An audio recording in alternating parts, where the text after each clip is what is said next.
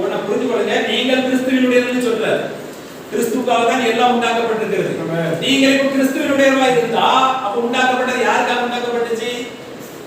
உங்களுக்காக உண்டாக்கப்பட்டது. ஹalleluya. கிறிஸ்துவுக்காக உண்டாக்கப்பட்டது. இப்போ அந்த அவயத்துல நீங்க இணைக்கப்பட்டிருக்கீங்க. இப்போ ஒரு கோடீஸ்வரன் சம்பாத்தியம் பண்ணி வச்சிருக்கான், அவங்ககிட்ட ஒண்ணுமே இல்ல. இப்போ அவன் ஒண்ணுல யார் சொந்த பிள்ளையா இவனை ஏற்றுக்கொள்ளுகிறேன் அப்படின்னு சொல்லிட்டான்னா அந்த சொத்துக்கெல்லாம் யார் நீங்க? நீங்க இப்ப யாரு?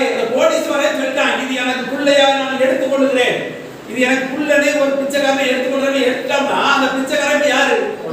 கோடீஸ்வரன். எதனால கோடீஸ்வரன்? அந்த கோடீஸ்வரன் எடுத்துக்கிட்டான். விளக்கு என்ன செஞ்சுட்டான்? அவன் உரிமை கொண்டாடியா, புள்ளங்கிறது தந்து உரிமை அந்தஸ்தை கொடுக்குறான் அப்படின்னு சொன்ன உடனே அந்த கோடீஸ்வர சொத்து பூரா அந்த பிள்ளைக்கு வருது. அதே போலதான் இங்க இயேசு கிறிஸ்துவா எல்லாம் உண்டாக்கப்பட்டது. இப்ப சொல்றாரு, எப்பா நீங்களா இன்னைக்கு அன்பு பூர்ணமா வா வா, எல்லாமே உனக்கு